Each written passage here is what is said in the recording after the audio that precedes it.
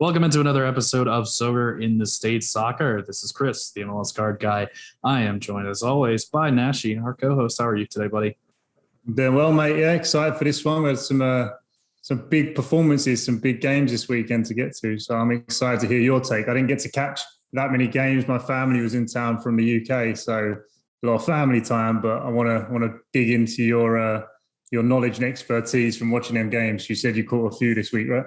I did catch quite a few. I've been, full disclosure, focused on baseball 100% this whole week. But yesterday night, which obviously today's Sunday as we record it now, yesterday night, Saturday, I took the whole night off of baseball and just focused on soccer and got to catch quite a couple of the games. I think I saw maybe 5 or 6. You'll be shocked to know that DC was not one of them. I've given up on DC. I don't want to watch them anymore. Not that I don't want to watch them anymore. There's just more important things going on. Like, I knew Montreal was going to beat DC. So it's like, why do I need to sit here and watch this? And it took less than a minute for Montreal to score. So that was pretty expected, honestly. And yeah, I did not tune into that game because there was something far more important going on north of the border, which I'm sure we'll talk about. But I'll let you ask what you want to ask here. So where do we want to go first? Yeah, no, I feel you there. It's a little too painful to watch the DC at the minute, isn't it? I think we might as well start with a big headline. I had my alerts on my phone and just seeing bang, goal, 1-0, 2-0, 3-0, 4-0 Toronto before half time. And from the outside, I'm thinking, this is the revolution. It's happened. They're on the scene. They're going to win every game now. It's this magical thing. They are that good. It's that big of an impact from these star players. Was that what you saw when you were watching it? Or is there kind of more to the story there? So it's complicated. Because, yes, they won 4-0. No, it wasn't an absolute shellacking like you might think. In the first half, it was one-way traffic. Charlotte wasn't creating any chances. But the first goal was Charlotte was trying to clear the ball, and Jonathan Osorio just jumped in the way, and it deflected off of him and went in the back of the net. It was an absolute, complete lucky break. There was nothing good about it. Just one of those weird goals that sometimes happen. And that got him started, and you felt like that took the pressure off. It was like 4 minutes in, the whole stadium was going nuts, and it was just like so free flowing after that. The second goal was a corner, and Bernadeschi fell down on the corner. He slipped crossing it in, and Michael Bradley just had a ridiculous flick from way inside the near post, and it went in at the far post. So again, just kind of very lucky that, he slipped and it still kind of found the right place, and Bradley just made an incredible play. The third goal was Bernadeschi just doing Bernadeschi. He just shot from a million years out, and goalkeeper had no chance. So that goal was pretty special. And then the fourth goal, they turned over Charlotte deep in their own half and then strung a couple nice passes together, and then Insigne had the little backheel flick that found Bradley making the run through, and then Bradley chipped the keeper. And that was by far the team goal that I would say, oh my God, Toronto's here. But that was realistically, that was one touch from one of the new guys, which was Insigne. And granted, it was a very nice touch, but that was all players that they had before that made that happen. I guess Marc-Anthony Kaye's only been there 3 games. He's the one that made the turnover. But this was really what impressed me was just the atmosphere in the stadium was so much more lively. It didn't seem like a Toronto that felt like they were going to get beat. It seemed like they had just confidence. And we've talked about how Shaqiri comes in and he's just a new presence in the locker room, and it raises everybody else's game. And I think that was more the story rather than Bernadeschi or Insigne. I mean, Bernadeschi did do something special himself, but Insigne specifically, they didn't really, they have good games, but they weren't world beaters. They weren't, absolutely lighting things on fire. We've talked about how Toronto has incredible potential and incredible players on their team. They just weren't playing very well. And last night they really put it all together in the first half. The second half was a little bit more dicey. And they took off Insigne and Bernadeschi because they're rotating for the Canadian Championship on, I think it's Wednesday, maybe Tuesday, which is a big deal. They play Vancouver, and the winner goes to the CONCACAF Champions League next year. So they wanted to get those guys off. Obviously not 90 minutes match fit yet either. So they want want to get those guys off, which was good that they were up 4-0 and they could get those guys off. But then it was more of kind of the same Toronto that we've been seeing in the past. It was giving up chances that they shouldn't give up. It was not really creating much offensively. And Charlotte probably should have had at least one goal, but Toronto finally gets their clean sheet. It's been like 28 games since they had a clean sheet. So there's at least some positive momentum, but I think we should just pump the brakes. They didn't just beat the brakes off of a great team on the road. This was a couple lucky goals that got them started, and then a couple nice goals against the worst road team in the league. So I think we just have to pump the brakes just a little bit and see how things play out. They've got a long road to get to the playoffs from here. Yeah, I mean, I was watching a few of the highlights, and it looked like with the whole Italian influence, Bradley seemed to have been possessed by like the ghost of like a young Esteban Cambiasso, a big Italian league Serie A legend back in the day. He just had an out of his skin game. But to sort of build on that, like, did you see any sort of synergy between, like, was there a balance in the team with both Bernardeschi and Insigne coming in? Did you see this improving Jimenez? How did he link up with them in sort of that three-pronged attack? Is there anything you noticed there differently, or just more quality on the individual players? So Bernardeschi and Insigne were definitely looking for each other throughout the game. There were a couple long switches where Bernardeschi just picks his head up and says, "Where's Insigne? I'm just going to get him the ball." And nothing really came from those per se, but I could see something coming from those at some point in the future. So those two clearly have a pretty decent chemistry coming from Italy, and Crescito kind of builds into that as well. He was also looking for Insigne. I'd say, like I said, though, the big difference was really the middle three, Bradley, Kay, and Osorio, just played out of their minds and gave Charlotte no time on the ball. To be fair, Charlotte doesn't really have a great midfield, so it's not like they're dominating, prime France teams or anything like that. It's just that they got to play who they got to play, right? They can't pick their opponent on the first game. But it was definitely a different Toronto midfield three, and they had a ton more energy. Like you said, Michael Bradley was incredible. It was like he was back at Roma, and he was playing back in the Italian league. Something about speaking Italian to all the guys again, I guess, just brought out his 25-year-old self. Yeah. Do you think Bradley or Osorio are going to improve from a Sorare standpoint from the introduction? Is that kind of like, do they get more freedom where the defenders are attracted to these dangerous players, Insigne, Bernardeschi, and you saw him making that break through the middle of the defence, and he almost parted like the Red Sea, and he sort of just strolled through, because you could tell the centre half got brought out tracking Insigne from the highlights. He did a lovely little turn around the corner, but maybe Bradley, Osorio, these kind of players weren't getting that space to run into before because the defenders weren't so preoccupied to getting tight to some of their other players. So from a Sorare standpoint, I guess that's something to look out for, where there might be a bit of value that it wasn't before, where some people might improve. I like Michael Bradley as a player. He sort of gives 100%. He does his job. So I'm happy he's getting a bit of the limelight in the first game there. Another thing I noticed, I'm an Insigne owner, as you know, and I was checked his scores. I actually stuck him in my all-star team, kind of as a bit of a punt, hoping he got some minutes. He ended up starting and doing pretty well. But I noticed he got a decent all-around score, an 18 in the first half. He only played 45 minutes.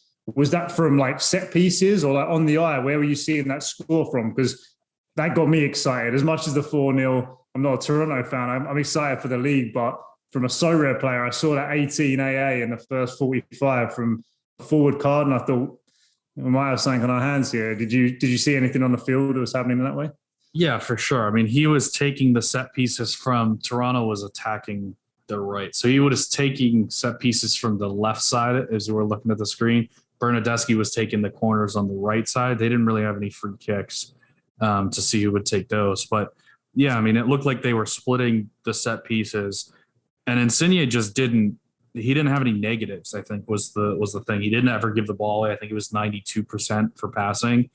And he had a couple key passes. I think he had 3 or 4 maybe. So, I mean, yeah, he just didn't ever give the ball away. Does he keep that up for 90 minutes?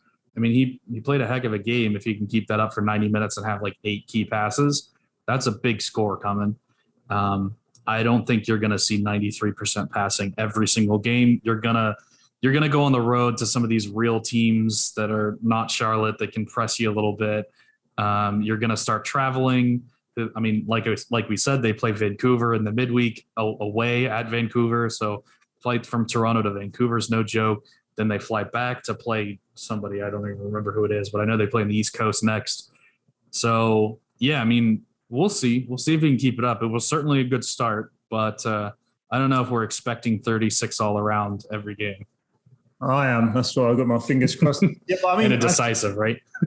Yeah, I think that's an interesting thing, especially for American soccer fans, or maybe Americans that found soccer through Sorare who are listening to this, to watch someone like Insigne. And you mentioned his pass completion, his lack of loss of possession. And sort of from an American sport background, you look at the guy, he's 5'4", you know what I mean? You could blow him over in the wind.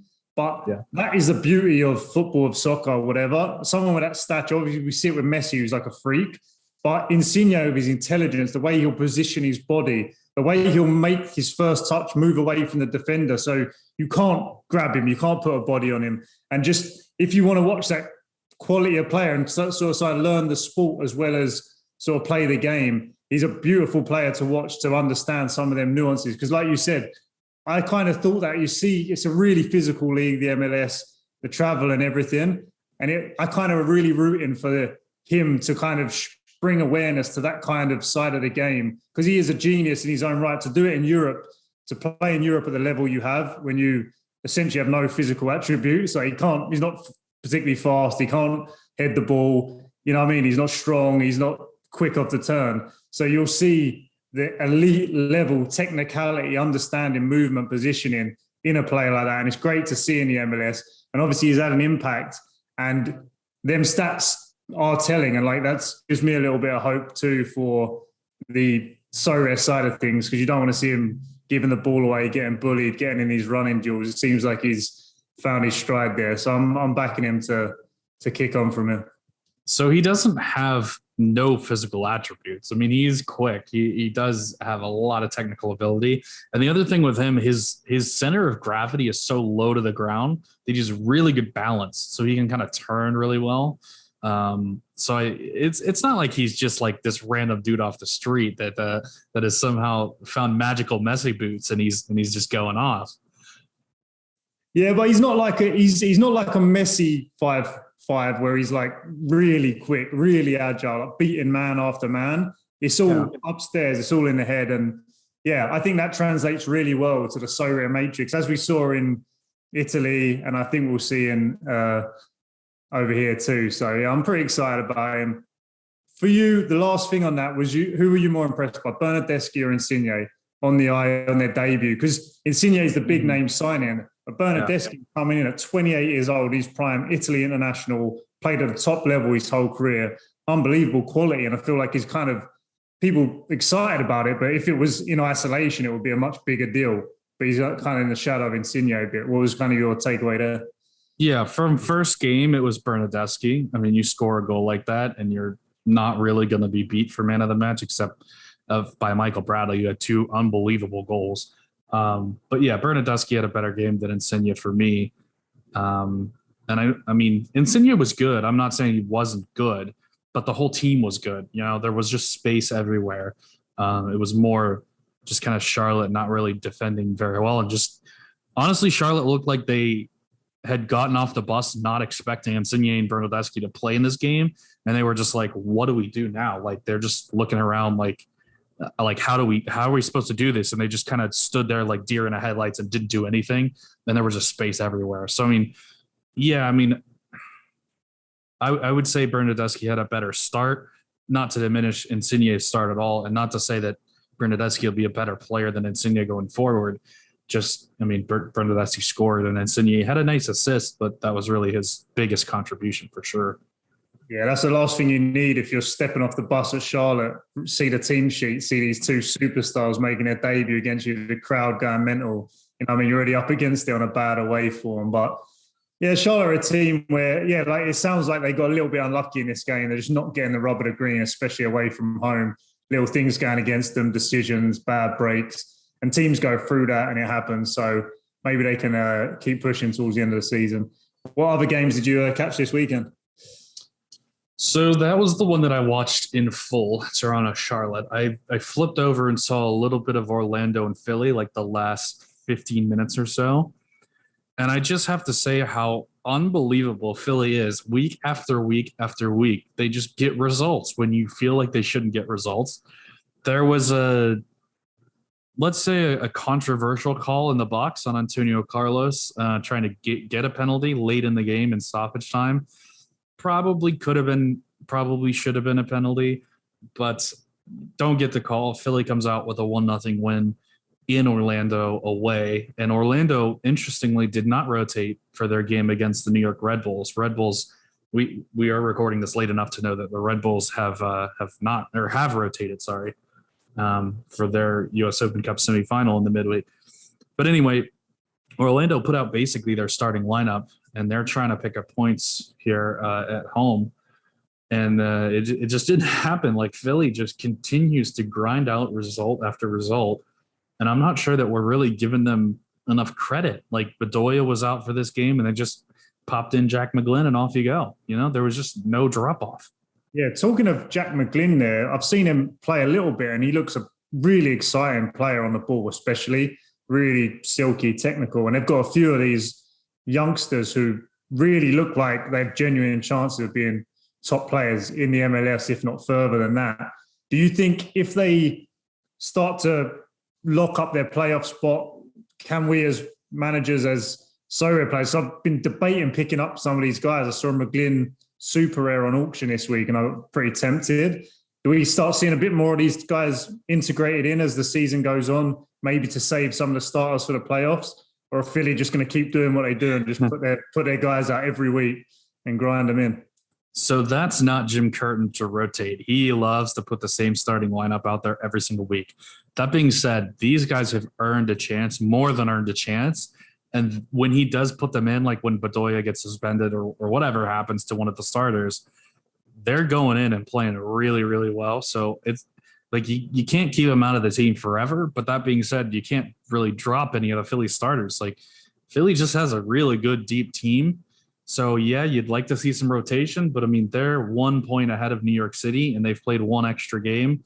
They're going to fight as hard as they can to win the Eastern Conference. They're not going to lock up the Eastern Conference. In my opinion, they're not going to lock it up really early. So, yeah, Philly is just going to continue to pound their normal lineup and do Philly things and try and get as high a seed as they can. Unless like the last couple of games they've locked it up, maybe. But yeah, I mean, those guys are still great to own, though, for sure. Yeah, that's what I was asking. Like, do they sort of prioritize the higher seed over maybe the rest or the fresher legs going into like a playoff run? They'll take the higher seed every time, it sounds like, right? That's been the way they've done it traditionally. Now, it hasn't always worked for them in the playoffs, so maybe they'll try something different. But Jim Curtin is very anti-rotate. So that's the one nice thing about having Philly starters, is that they're going to start every single game unless they're suspended. So, I don't foresee that changing. Now, there is maybe a spot of, could they drop Ali Bedoya to the bench because he's getting old. And, these guys are better than him, to be frank. They're just flat out better at this point. Does he go with that move? But he's very much a player's coach, and I don't think he's going to drop Bedoya without Bedoya saying, yeah, okay, these guys are better, like start them over me type of thing, which could happen. Especially in the playoffs, it's invaluable, that experience, you'd imagine. You wouldn't stick youngsters out there. So he's a bit like Mark Noble at West Ham. Yeah. It's like club legend, club captain. He wasn't probably good enough to play for the last 5 years of his career. We have better players, but his first name on the sheet because he's influence outside of, what he actually does. And yeah, I feel like Bedoya is one of them. He's been a kind of a legendary player for them and the US team for a while. So yeah, I reckon he'll get the nod. But yeah, Philly just chugging along, huh? Yep, just chugging along, doing Philly things, flying under the radar. They're actually kind of closing in on LAFC too for the Supporter Shield, although LA has played one fewer game, but they're only 3 points behind. So this is going to be a fun race to the end here, I think, for the Supporter Shield and the first seed in the East as well. Did you get to watch the LAFC? I saw Gareth Bale notched his first goal in the league. Yeah. Pretty tidy little finish. I didn't envy the defender running backwards toward your own goal. Gareth Bale coming at you. Probably when you signed your MLS contract, whoever that was, didn't foresee that in the terms and conditions. But yeah, it was a really nice finish. You could see how clinical we can be. Not only that, but you've been playing for 60, 70 minutes and Bale's coming in on 10 minutes rest, you know? He's only been on the field for a few minutes and he's fresh. Yeah, good freaking luck with that. LAFC continue to do LAFC things, as we just said with Philadelphia. LAFC just keep on obliterating teams in the second half. They've been they said a stat that I just couldn't believe on the broadcast yesterday. They said, and I'm pretty sure I get this right, they've only been leading 4 times at halftime all season long, and they have something like 14 wins, but they've won the second half in all but like 2 of their games. It's absolutely absurd how good they are, not only just in the second half, but even in the last 30 minutes of the game. They're just obliterating teams, and that's because they're the deepest team in the league. They're the most fit team in the league, and they just kind of squeeze you, and they don't give up goals. So it's always 0-0 until they score, basically. And they haven't dropped any points from winning positions all year long. It's absurd. They're 15 for 15 when they take the lead. So LAFC is dangerous. I said during the Galaxy game, I think, that this team was going to win the Supporter Shield and going to be very dangerous in the playoffs.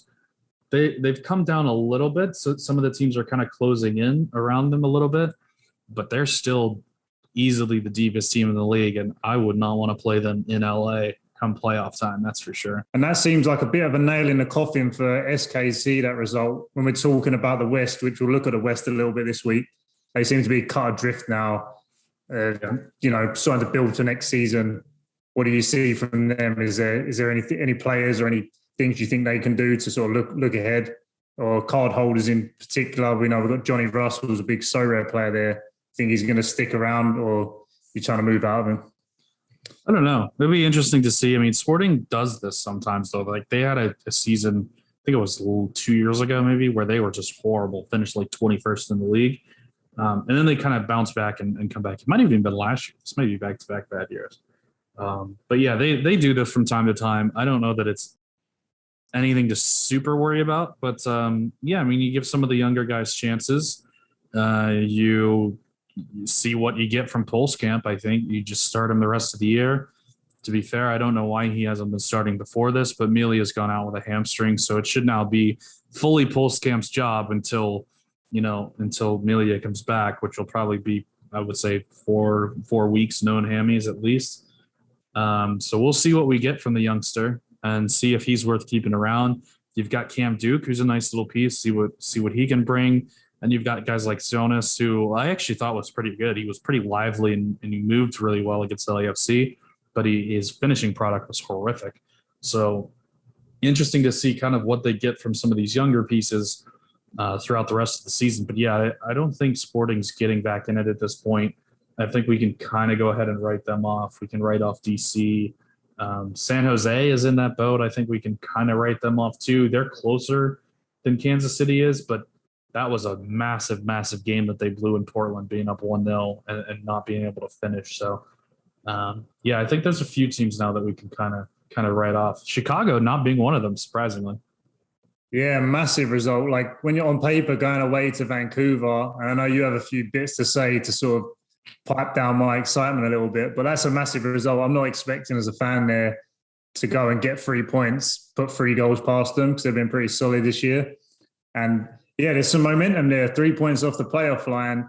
Still going to be a tough run in. It's so congested. There are some good teams, potentially better teams. But like I said, some of them things that we were looking at, Shaqiri seems to be finding a bit better fitness. He's sort of got that extra snap in his step. He's playing till the 90th minute and impacting the game, which we want to see. And then some of the younger players have really came out and made an impact, which makes such a big difference. John Duran up front, Gutierrez, and then Carlos Turan stepped in at the back and just an absolute physical monster. But he looks to really be calming down on the ball and having some composure, which he really was lacking early on in his career. So, yeah, 3 youngsters coming in, and that's kind of really made a difference. And that's what you want to see. And that's, around the MLS, that's a really nice talking point where the young players can make an impact like that. So yeah, happy with Chicago, big result. But I know you're going to cut me down a peg or two here. So I got to be a little bit of a buzzkill here because, so I'm the biggest proponent of Vancouver that you'll ever meet, right? You can ask John from Predictology on our show. I talk about how BC place is the toughest place to play in North America. Every single show I have to mention that at some point, and Chicago does go in there and get the 3-1 result. However, it was a very heavily rotated Vancouver team. They're preparing to play Toronto in the midweek in the Canadian Championship, a game that would qualify them for the CCL next year. It's a massive game. They did not play a lot of their starters. Guys like Ryan Gold were on the bench. I think we looked, it was like 5 or 6 guys. Ranko Veselinovic didn't play. He's a big piece at the back for them. So, it was just a kind of a rotated Vancouver squad. That being said, you got to beat the teams in front of you, and Chicago have been doing that the last few weeks. They caught Seattle at a bad time and ended up beating them. They caught Toronto right before Toronto maybe gets hot. So you're kind of getting some nice results, and up to 9th in the Eastern Conference, 2 points off the playoff line. Cincinnati and Charlotte in front of you. So it's not looking bad. Now, are you going to stand by your huge talk from the pre-show here and say how Chicago is going to do over the next 4 games? Or are you going to tone it back down? I think we're going to pick up some points. I'm a big proponent in momentum, and I think it's a real thing. I think it's obviously unquantifiable, but I feel like it feels around the place. You can tell by the players' celebrations that there's some momentum, there's team spirit. We've got some tough fixtures coming up, but I think we're picking up some points. I think we can get, I said maybe a high end to you pre-show, but when I'm looking at the next run of fixtures here, I think over the next, we got Atlanta. So let's say the next 4 games. What do you think you're going to get? Atlanta at home, that's a win. That's a win. Atlanta are done. They're finished. Charlotte, coming off a 4-0. They are good at home, but I think that's a win too. I got to be honest with you. Philadelphia away, I'll take my licks there. I think we'll struggle to get a point there. And I think the one that we might surprise people is we host New York City. Obviously, Tatty will be gone. I think we pick up a result. I think that's the one where you were most contentious about. Obviously, you back Charlotte at home for understandably. They've been good this year, but they're a beatable team. We got the momentum. They seem to not have things quite going their way at the minute. So I think it's a good time to come up against them. Philadelphia, I'm not too confident, but I think the upset that I'm calling is we'll take some points off New York. So I'm thinking between 7 and 9 points next 4 games, straight into the playoffs, and we got a nice little sweat towards the end of the season. So we're back on the horse. We're back on the horse. So Charlotte at home have 7 wins at home. Here's the list of teams that have more than 7 wins at home: New York City FC, LAFC. That's the list. That's it. Those are the only 2 teams who've been better at home than Charlotte. That's a tough ask to go to Charlotte with that crowd and pick up all 3 points. Now, a point, maybe, if you're really playing well, I could see maybe sneaking a point. Atlanta's not dead yet, so I don't know if we're fully counting that as 3 points. I think you'd be really happy to get 4 points out of the next 2. And then Philly and NYC, 1 point out of those 2 would be pretty good, I think. We need some camaraderie on the show, mate. DC, you've already said, are a write-off. You might as well jump on the Chicago bandwagon. Jump on the Chicago bandwagon. Get yourself a Shaqiri shirt. Just accept your fate as a new fan. So, yeah, I'm confident there'll be some talking points there. I did want to go back to, you mentioned Polskamp coming in at SKC. And I know you've been talking to me again off air about some young goalkeepers. Do you think are getting starts where maybe they shouldn't, or might not be merited? What are you kind of seeing there? Because obviously this is huge for Sorare. Some big money being spent on these young goalkeepers because they're a hot commodity. But you kind of thinking maybe there's some vulnerable positions there. Well, so that was my point. Was I think that MLS managers are playing Sorare and that they want to start their U23 goalkeepers just to get a little bit of an edge. Like, there's a couple of guys that I think should not be starting. First of all, Celentano in Cincinnati. I like him. I really do. For the future, I think he's a really good player. right now Alec Khan is a better goalkeeper, and there's no reason why Alec Khan shouldn't be starting games right now. And it seems like Alec Khan is healthy to me. In Atlanta, I think Rocco Rios Novo is not starting caliber yet, and I think this is part of the problem for Atlanta. They went and signed a guy from Mexico, and I don't think they should be writing off the season yet and just saying, forget it, we're just going to start the youngsters. Now, John Pulskamp, I think, should be starting because Kansas City should be writing off the season and seeing what they get out of Pulskamp. But there's a couple guys that I think maybe shouldn't be starting. I don't know what's going on in Vancouver. I don't know where Hassall is. He should probably have been back by now. I'm trying to think of other U23 goalkeepers around the league, but there should be maybe 2 or 3 at a time in the MLS, and it seems like there's like 6 or 7 that are starting right now, and I have no idea why.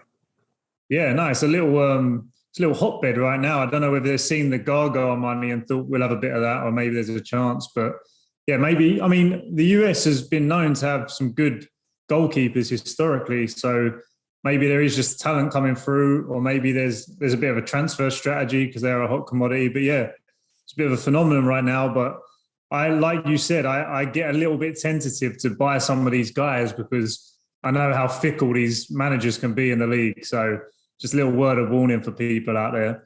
Was there any other David Ochoa, right? Look what happened with David Ochoa. Yeah, he was the sort of poster boy coming into the season, and I would have said if you want to make can't miss U23 prospect before the season, it's David Ochoa easily, and I don't think it was close. Hassall would have been second in my mind, but yeah, Ochoa would have been first, and he hasn't played any at all, has he? I don't think he has a start. He's off in Wonderland doing God knows what. So yeah, he's completely gone into the abyss. So yeah, that's the risk you take, I guess, as part of the game. I just noticed there's an incredible the Austin Red Bull game. We're recording it now, just gone to 4-3. So I don't know if you saw that, but it's a wild game. We missed that one. And Red Bull rotated too. Yeah, they're wild. Was there any other games you called before we start looking at this sort of Western Conference playoff picture? Let's see. So there were 2 late night. I was up for MLS After Dark here, people. So I got all the action. There was a bit of naysaying going on the Predictology podcast. That betting podcast with Predictology comes out on Thursdays. And our co-host John, who is also the sponsor of this podcast, was a little down on Seattle. Was trying to convince me that Seattle wasn't any good. And they came out and promptly conceded to Colorado in the 4th minute. And he texted me and was like, "Hey, I told you so." And I said, hold. There is a lot of time left in this game. And here comes Seattle right back. To be fair, they were pretty dominant for most of the game. The Colorado goal was a little fluky. And then Seattle was dominant going forward for most of the game. Got their goal before halftime, albeit a little cheekily. Like they had a free kick from about 10 yards inside the offensive half. And I don't know if it was Rusnak or Ladero. I think it was Ladero. Took it from like 20 yards inside his own half. It was like 30 yards away from the foul was, but he took it real quick and he threw a ball over the top, and Colorado wasn't expecting it, and the Colorado people went nuts. And then there was a crazy red card for Kellen Rowe, I think his name is. He's already on a yellow, and he is trying to run down a ball at the sideline, trying to keep it in play. And he slides to try to like keep it in play all by himself, no one around, slides to try to keep it in play, can't. And so he just instinctively like picks up the ball and just tosses it over the end board, and like no Colorado player trying to take the throw in, nobody around or anything. And the referee out of nowhere, none of the Colorado players protesting, referee out of nowhere just comes up and hands him a second yellow, and off you go for delaying the game, even though there was no Colorado player anywhere in sight. So, yeah, that was a bit of a weird one. So it was 1-1 at that point, and you figure, well, this just may not be Seattle's day, but they came up with a second goal. Looked, again, pretty confident the entire way. I've said for a while now that Seattle is probably one of the better teams in this league, and they're going to be there right at the end. I know they don't look like it in the standings, but this is just what Seattle does. So don't panic on Seattle. If you've got the Seattle stacks, it's still the best stack, in my opinion, to have. Maybe a Philly stack, but maybe a New York City stack. I don't know. There's a lot of good teams in MLS. Yeah, definitely. Yeah, I mean, they're right there now. They're just a point off the playoff line with game in hand. So even though it kind of feels like they haven't been hitting anywhere near their heights, they're still right there in and amongst it. And like you say, you expect them to lock it up, just kick on at the end of the season. Was that the last game you kind of caught a good chunk of? Because one more late one. Yeah. So it was Portland San Jose was the latest game. That one, the Seattle game was pretty much over, and Portland was like a few minutes into the second half. So I got to watch most of the second half in Portland, and San Jose up 1-0 on the road at Portland, and they flashed up a stat, and you just knew like they've just jinxed them. They said San Jose hasn't had the lead at halftime and lost a game since 2020. They 14 in a row. They haven't lost after having the lead at halftime. And it was like, yeah, this stat's going in the trash real fast. Portland came through. To be fair, the first Portland goal was very fluky. Diego Chara tried to take a shot that was going to go 5 or 10 meters wide, and it bounced off Niasgoda and just went in the back of the net. Like, there's no reason he should have been standing there. There's no reason Chara was like, he was taking a shot. He wasn't trying to pass the ball. So just very lucky to get the first one. But then the second one was a nice goal. Portland are just on fire. I mean, they were hurt a lot in the beginning of the season, but this is so prototypical Portland. This is just what they do all the time. They're shit for the first half of the season, and then they turn it on come August, and off they go into the playoffs, and they're a nightmare once they get into the playoffs. So this is just more of the same from Portland. Both Portland and Seattle are coming into the playoff picture. So I don't know who's dropping out at this point. It's a tough look when you look at the Western Conference and say, where are we going from here? So let's take a look. You mentioned Portland being on a hot streak, but you got to put a strong argument up against Minnesota being on the biggest heater right now. If you add in them absolutely pumping Everton in their little friendly exhibition, whatever it was, 4-0. Their last 6 games, they're unbeaten. They've put 1 draw up, and the rest of them they've won, scoring a bunch of goals away from home, getting results. They're just on fire. Manuel Reynoso is just looking absolutely mercurial there in the midfield. Yeah. I don't even think he played in the game yesterday, if I saw from some of the team news there. But he's just the catalyst. And even without him, they go away to Houston, probably baking hot down there, get a result. They're on fire. They've flown up to 4th in the 3rd, even in the Western standings. So it's hard to see, like we said, about momentum. Obviously, we've got LAFC in there. We've got Austin in there. Minnesota are absolutely flying right now. Below them, it starts to get a little interesting. 2 teams that played each other were RSL and Dallas this week. And I don't know, I actually watched the highlights of this game. And if you just see the result, Dallas get a 1-0 away win against Salt Lake, which is a big result. But the game didn't play out like that. RSL, from what I saw, looked a much, much more dominant team in the game, but didn't get the result. And at this stage of the season, that sort of 3 to 6 point swing, however you look at it, is looking really, really important to them specifically. Like if they're sat there now on 36 points, they're up in 3rd, there's some distance. Now you start looking at RSL and Dallas, and you look at below them, they got Nashville, have got a really nice run of fixtures, bunch of home games. Portland, Seattle, and then the LA Galaxy have been poor, but they're still in there with a couple of games in hand. You got to be looking at RSL and Dallas as the 2 that you start getting a bit worried, don't you?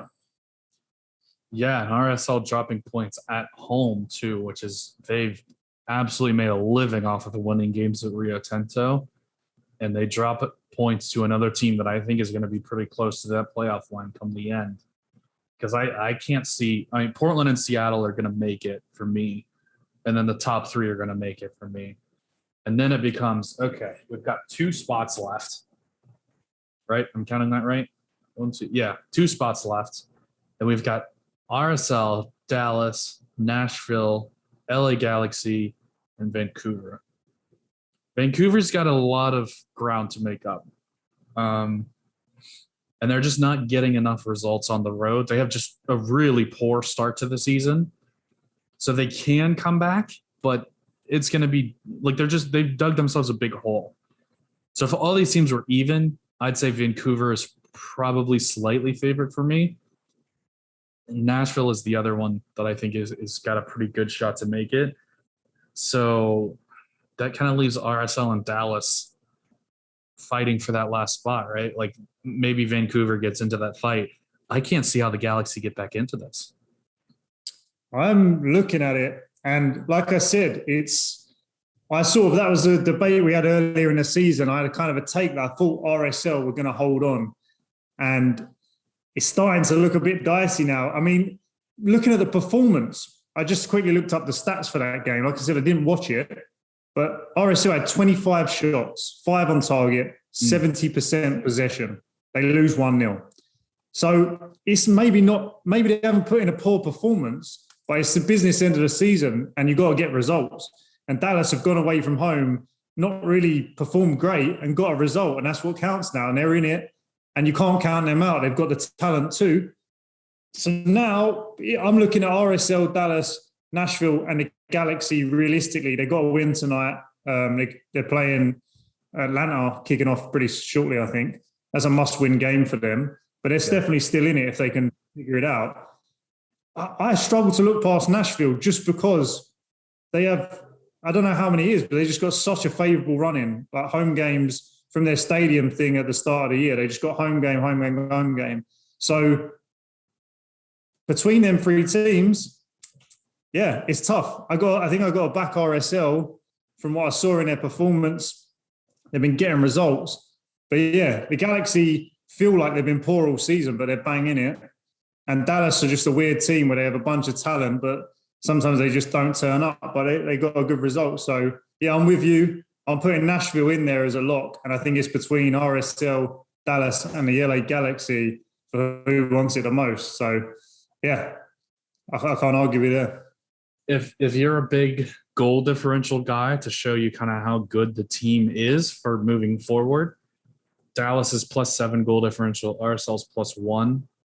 And the Galaxy are +1, and Vancouver's -13. That was just a really bad start for Vancouver, and they're just kind of grinding out results now. Dallas, it just seems like, man, like they'll beat teams 2 or 3-0, and you're like, wow, that's a good team. Like they could really do some damage in the playoffs. And then they'll be like up 1-0 against Austin. And you're like, okay, come on, hold on. And then they give up a goal. It seems like they actually did get a result last night, which is kind of weird, seeing as how it was a close game. But it seems like all season long, Dallas has not been getting that result in the close game. And that's why they're still kind of in the thick of this. Talent-wise, there's no question that Dallas is the most talented team here. If they get hot, they're going to be that team that makes it in. And they probably won't even be the 7th seed. They'll probably be like a 4 or 5 seed if they get hot. But they're also so young that I'm like, I don't really want to trust them and, put them in over some of these other teams. Like, I mean, it's really tough to pick. The West is so deep. Yeah, when I look at them 3 teams, we sort of narrowed it down to, you look at RSL and realistically they've overperformed this season. So on paper, you're thinking they may be the most vulnerable, but at the same time, they're basically even with everybody else. They've definitely overperformed. Galaxy, I've got to say, have underperformed quite drastically. If you look at their roster, if you look at the players they have in that squad, I think they've underperformed. Dallas are they're kind of that maverick team in the middle. They've got talent. I don't even really know what to expect to them. So a lot of their talent's young. There's that little bit of variance, a little bit of unpredictability with it. So my expectations, I didn't have them settled in a realistic place. So it's kind of a really interesting run at. My heart wants to root for RSL to just kind of beat the odds and get there. But when you're looking at it sort of pragmatically, you start to worry for them because I can see Dallas and Galaxy, more so Dallas, but putting on a decent run of fixtures, just having it clicking, and they can score goals, they can put big results up at critical times. So I think Dallas might be the ones that we'll settle on there. So here's my problem with that. Have LA overperformed or underperformed this season? Because you said they underperformed so far, given their talent. I don't know that that's true. I mean, given their offensive talent, maybe this is about where they should be. but defensively they were so good in the first half of the season, and I don't think I thought they were going to be that good defensively. They got a lot of results based on defense. But how many of the players in the Galaxy this season can you look at and think he's had a great season?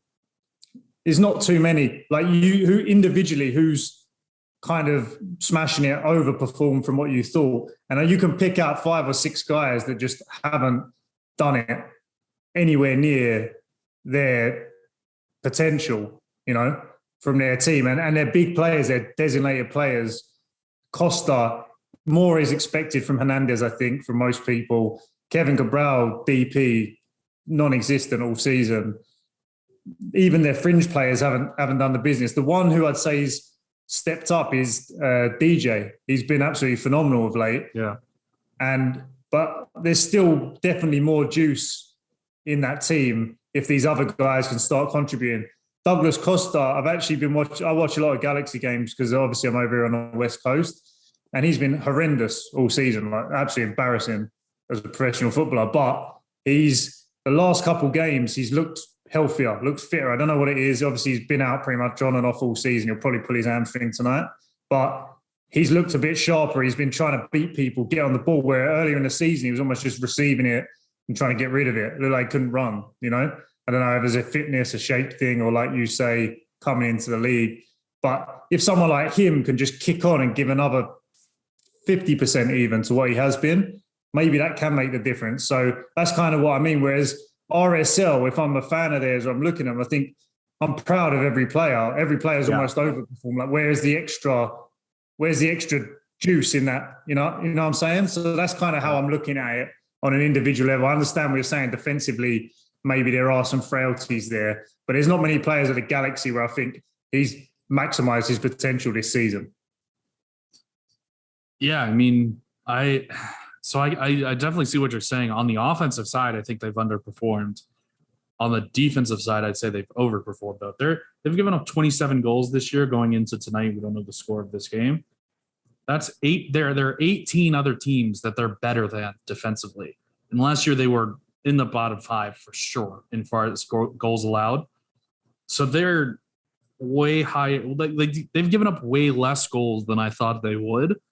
So I guess it kind of balances out for me to where, yeah, you hope that some of these other guys would perform a little bit better, but the defense has also performed better than I thought you would. And I think Mark Delgado has had a great season. I think Ravelison's had a great season. I think Raheem Edwards has had a great season. Bond has had a pretty good season. There's been times where he's been very shaky, but overall he's had a pretty good season. So it's not like this is a team that should be at the top of the league and they're just not performing and they're 7th. It's not like they're Seattle per se. They're kind of where I expected them, like right on the playoff line. And I know that that's not good enough for Galaxy fans, and nor should it be. Like, they're one of the top 2 franchises in the league all time. But that's just where they are talent-wise. They just don't have the talent and depth that some of these other teams have. Yeah, I mean, you say that defensively, though, like every player you mentioned there has been good, but they're really good players. Mark Delgado is a good player in the league. He has been. Ravelisson is a solid player. I think he'd get a look in most teams. And them two in that sort of double pivot are effective. Their back four is not... There's no one in their back four that I'm thinking is awful.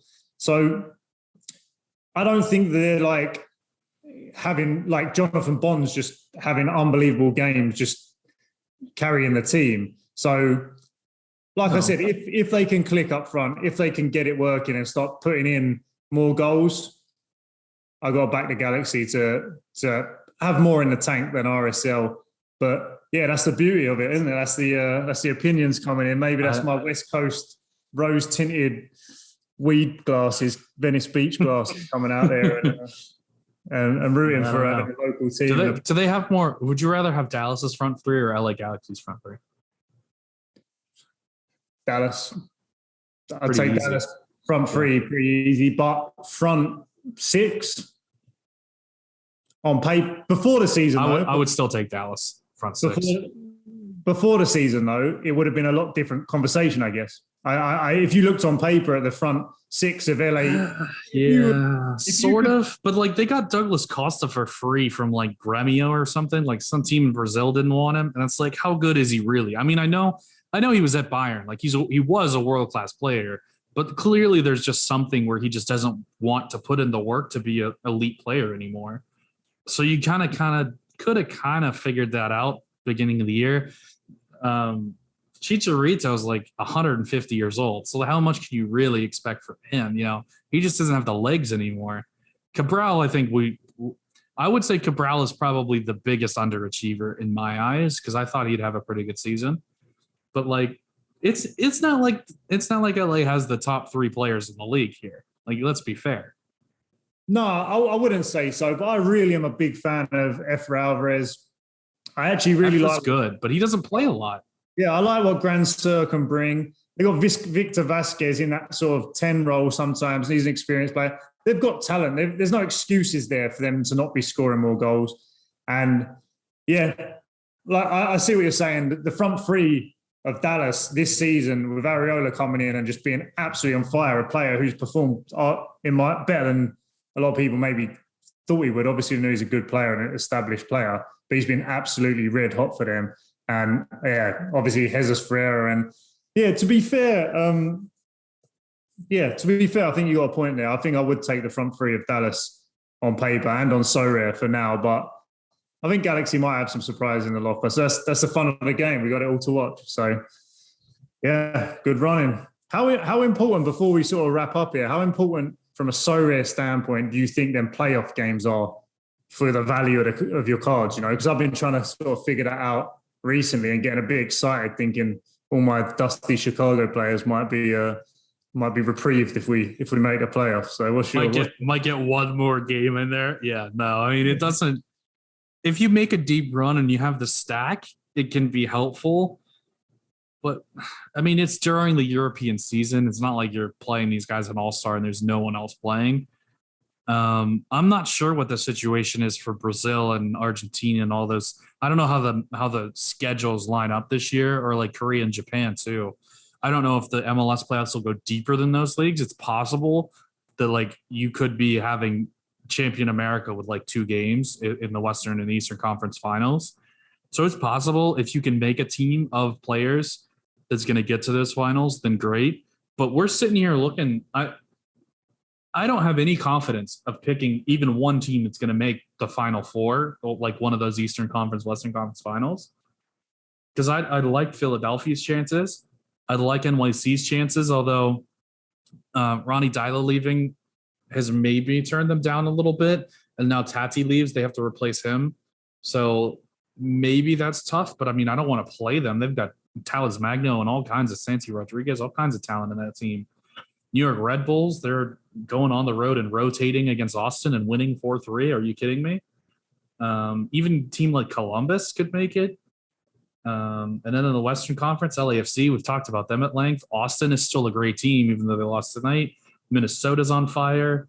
Like I could see Seattle making a deep run. Portland could make a deep run. That's like 10 teams, and only 4 of them are going to make it. So actually planning for that is like impossible.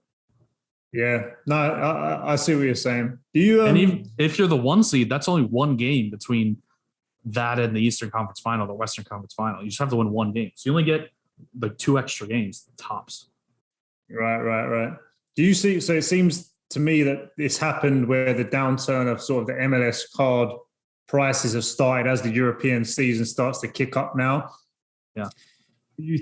When do you think, from your experience, will be kind of the bottom out of this America slump? Or when was the best time that you'd be looking to buy if you're playing America? Because some people have been sort of wondering, should we get rid of American cards or should we just hold them now?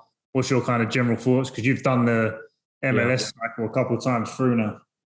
Yeah, and we were really successful last year. That doesn't mean anything for this year. It could be a completely different cycle, especially with the World Cup. That's going to throw a kind of a monkey wrench into things. We don't know how that's going to play. We don't know how Major League Baseball is going to play because, I mean, yes, this downturn is coinciding with the European season starting, but it's also coinciding with the start of Major League Baseball on the platform. So how much does everybody selling off Major League Baseball cards at the end of their season How much does that help the MLS? So there's a lot of variables that we didn't have last year that we have this year that'll make things potentially different. That being said, you kind of play a little game in your mind and you say, okay, if I'm going to do this, what would I do? So if my strategy is I want to play MLS and then I want to sell off my team and not have a team for the offseason, and then I want to buy my team back when the MLS starts up again next year, when am I going to sell those cards? Well, you might want to say to yourself, well, I'll just sell them the last week. But a lot of people are smarter than that, and they kind of know that the price is going to be down. So a lot of people will sell with a couple of weeks to go, thinking that they're getting a jump on the market and they're selling before the bottom and all that stuff. So a lot of times the bottom ends up being a couple of weeks before the end of the season.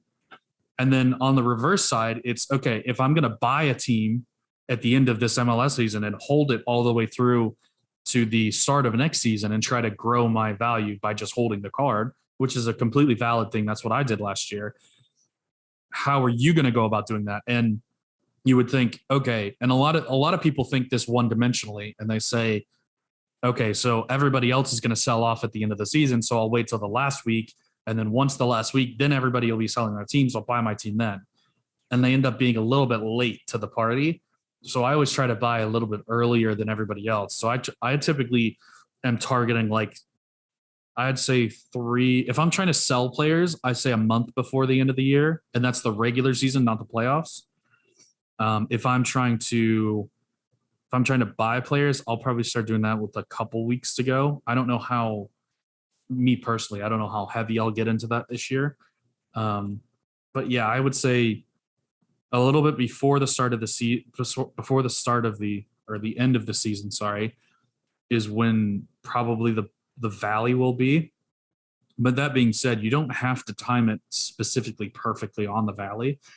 At least last year, if you bought your cards in November, you were fine. If you bought them in October, you were fine. If you bought them in September, you were fine. There's a pretty good little window right now with this not being a super mature market, where you could still buy players. And then same thing on the back end when you're selling them off again at the end of the year. I was buying players from, I'd say October to November was when I bought most of my guys. And a couple of them I flipped because they went up so quick, and I flipped them and bought more players.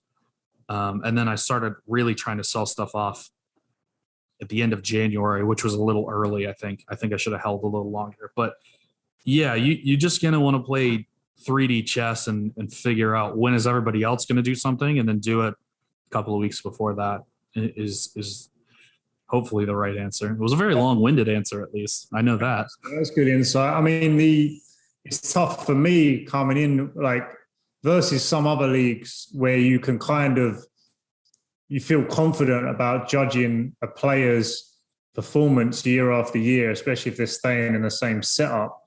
MLS has so many variables where a couple guys leave a team and now they're significantly worse. That impacts your card independently. It's so hard to have any kind of sure bets based on, it's hard to look on, if I'm sure someone will do it and has done it in the content where they've looked at like pre-season hype on some of these guys in the MLS, and they've just kind of had such a difference season to season, being in the same team even sometimes. Look at Johnny Russell. Look at Johnny Russell in Kansas City. Yeah, there's a decent bit of risk there, and it's a really hard landscape to navigate in that sense too. So, which obviously leaves big opportunities for people who get it right. So that's the fun. So but yeah.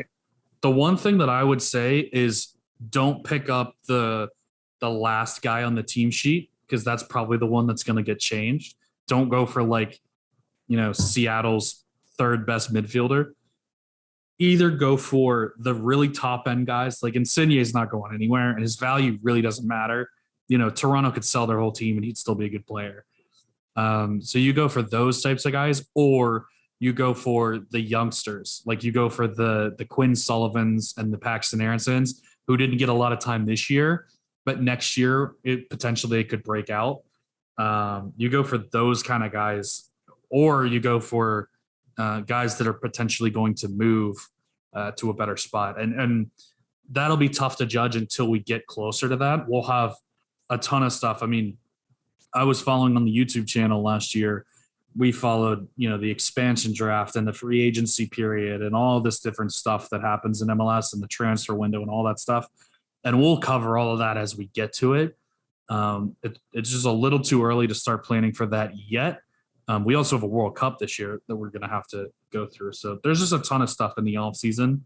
But if you're starting to plan out targets, don't look for guys that were really good this year. Look for guys that will be really good next year. Okay. Yeah. So don't look for the guys that had to. I could have figured that out, mate. But that's the whole. You say that but you say that, but everyone goes and buys like the guy that had. I'm trying to think of a good example of a guy that just had a monster season last year, and he was like, yeah, but he's really not that good. And then people just like went nuts and just bought him and said, all right, so Salloi from Kansas City is a great example because he had scored like 2 or 3 goals in his whole pro career up until last year, and then he had 20 goals. And you're like, what are the chances he realistically repeats that? But everybody went nuts over Salloi. Don't do that, is what I'm saying. You want to get the guys that are either going to project into a better spot or they're just good players, period. Okay. It sounds basic, but not everyone does it. No, it's good advice. That's good advice because it's kind of crunch time, both in the MLS, but also for people on Sorare playing the MLS now where they start to have these questions. So good to get the expert opinion there, mate. So good stuff.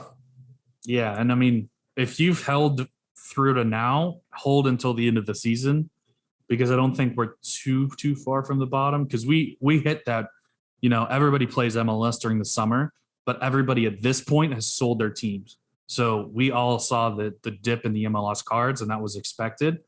Don't sell now is my point. Like if you've already held through this dip, you might as well hold until the end of the season and just kind of keep holding, at least get the full value out of your player. Get some utility in there from Chicago's playoff run. All right, noted. Got it. All right, mate. From Chicago's MLS Cup final bid. Let's go, baby. If we do that, we're both going to that game. I hope you know if they make 100%, it. Yeah. Oh yeah. We'll vlog it. Get the big wigs at Sorare to. You can wear your new hat. I love that hat. Yeah. This was on a little Sorare baseball meetup that the British guy got to go to, even though I think I was the alternate number 1, but I really enjoyed it. It was brilliant. So yeah, down in LA. Before we wrap up the show, we want to get to today's game of the week for next week, I guess. The game of the week sponsored by Predictology. So John has sent us over a wonderful little write-up here about how bad Seattle was. We were talking about this earlier in the show that he was trashing Seattle a little bit. He says the game of the week is the tabletoppers LA and the CONCACAF Champions League champions Seattle. Preseason, many would have predicted this to be a top of the table clash, but Seattle's recent form has been nothing short of ugly, which is his words, not mine. He says they lost 3 of the last 6, failing to score in the last 3 prior to the SKC game, and they've slid to 9th in the Western Conference, which I think he wrote this before Colorado. He says, conversely, top of the Western Conference, Los Angeles are top of the home table as well. They've won 73% of their games at home. They've scored 26 times in 11 games. And he talks about the same stats that I talked about. LA remained the best second half team in the league, winning 10 and drawing 2, conceding just 4 goals in 12 games in the second half. Second highest scores behind Austin with the best goal differential. These are likely to be sobering stats for Seattle as they approach the game. How do you see LAFC against Seattle, a big heavyweight clash next week? I'm not as down on Seattle. I agree with John, but in a different way. I just think LAFC at home, I think they're going to give Gareth Bale his first start on a Friday night. I think it's going to be rocking down there. I think they're just so good. They're just such a good side. They are the best team in the league, in my opinion, on paper and in their performance too. So if they are on their game, I don't care how well Seattle play. I think at home with that crowd, Gareth Bale getting the start, it's prediction, but home game makes sense. I think they're going to, if they're on it, it doesn't matter what Seattle do. They're just going to have too much for them. I'm not as down on Seattle. I think Seattle can make a game of it. If they stay in the game, there's always a chance. They've got goals. they are resolute. They got quality in their team. So I'm not writing them off. I'm not confident, but I can see Seattle not putting in a terrible performance and still getting handed a decent loss, because any team in the league that goes to LAFC on their day can get blown away because they're that good. So yeah, I agree with John. I think LAFC will get it done. I think the Gareth Bale start, I think there'll be momentum, but I can easily see Seattle, if they turn up and LAFC don't quite on it that day, Seattle can beat anyone on their day too. So this is a heavyweight clash. The table right now, I don't think represents how close this game can be, but I think at their peak and potential, if they both show up and play their best, I think LAFC just edges it for me. But what do you think? I think these are the two of the three best teams in the Western Conference, along with Austin. And this is going to sound so. Seattle is not on form. Okay, beating 2-1 Colorado, even though they were down to man, normally they would handle Colorado a little better than that. Obviously, they lost to Chicago a little while ago, which is a horrible loss. You can't ever lose to Chicago. Seattle isn't quite firing on all cylinders. Obviously, lost João Paulo. They haven't had Raul Ruiz for a little while, who makes them better. That being said, Seattle is a really good underdog. Seattle is kind of built at their best, they're built as a defend and counter team. They have loads of speed on the counterattack, and they have guys that can pick a pass all over the field at both defender and midfielder. They're going to be okay without the ball, and they're going to really pose a threat to LAFC going forward. I still think LAFC probably end up winning this game because LAFC is on fire right now, and no one really is going into LA and winning. That being said, if they run this game back in the playoffs at LA and Seattle has their full Rui Diaz is back and they're in form, I think Seattle can knock LAFC out of the playoffs this year. So this is definitely going to be an interesting one. It's a heavyweight clash, like you said. I do think LAFC probably edge it. Could be a draw as well. But this is not going to be a pushover game. Hopefully. Yeah. Were they like a +1, +2 favorite in John's reading, or is he saying it's going to be a tight game? He's just going for the win. So he's just going straight for the win. We don't have odds this early. Typically, the odds come in about now when we're recording, and he always has to do things a little ahead of when we do them. So he doesn't have odds in this, but he's definitely looking like a win. He's also been a lot lower on Seattle. He's been saying Seattle isn't scoring enough goals, which is fair, but they're also trying to break teams down that are sitting behind the ball, which is not really their game. So this will be absolutely fascinating to watch. I think I'm somewhere in the middle. It sounds like John's a bit down on the Sounders, and you've got a few posters up on your wall now. Now you're not a DC fan anymore. I know you want to see them. They're over there. Cards, so I think I'm right in between. But I think we're all in agreement. LAFC are deadly and dangerous at home. And they're white hot. But it's a bit like a true heavyweight fight where there's a favourite, but there's definitely some power in the hands of Seattle. So I'll be tuning into that one for sure. Oh, 100% for sure. Mate, anything else, or wrap it up here? It's getting late where you're at, huh? It is a little late, and we actually gotta get this thing out here pretty quick. So we'll wrap things up. I appreciate the time and the insight, and hope you had a good week at the All-Star game, home run derby, all that stuff was fun. So I'm heading to London here in about a week, so should be a good time. Well, we may make sure you catch a West Ham game, the mecca of football. Yeah, we're going to West Ham City. We have the tickets already. Actually. So you owe me a jersey now, right? Because I'm going. Yeah, let's go.